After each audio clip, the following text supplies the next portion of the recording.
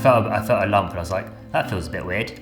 Called up my GP on a Monday morning, went into the room, there's a South African doctor, he walks in, he's very like friendly, jokey, laughing about. Then he starts scanning, and then as he moves to the second one, like his whole mood completely changed. And without him saying anything, I sort of knew that this probably isn't good. He was like, yeah, unfortunately you do have testicular cancer. So thankfully within a couple of weeks I'd gone to hospital, had the operation, had it all out. 2 or 3 weeks later I'd started having chemotherapy in hospital. I was there for a week. Then I woke up one morning and there was loads of hair on my pillow. And that was pretty depressing, to be honest. And then over the next few days, like whenever I would touch my hair, just like bits would come out.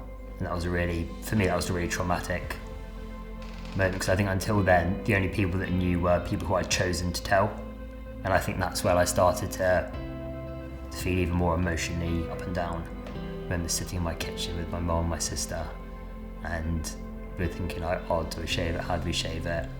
And then my sister's boyfriend had some clips at home, so he came around and shaved it for me, which is so nice. Because like, that's not something that your sister's boyfriend should have to do, but just obviously really appreciative and grateful of that. That's when I started to physically feel bad and not being able to do anything about it. Like, I just felt completely helpless and out of control. Coming to High a couple of months ago, started seeing a counsellor, which for me was quite a big thing because I was sort of against it before. I was adamant that I didn't really want to discuss it or talk through what I'd been through, because I thought I'd find it uncomfortable and quite sad to bring up. So far, I've probably had about 5 or 6 sessions, and Barbara, who's the lady that I speak with, like, she just makes me feel very comfortable. But I didn't really know all the services High offered. As we've discussed, counselling, there's reflexology, which I've now had a few times and I love it. But if you'd asked me 2 months ago, I'd be like, it's a load of it's definitely not for me. But it's really helped my mood, it's helped relax me more, it helps me sleep better. And again, it just shows that until you don't knock something till you try it, because it might change your life.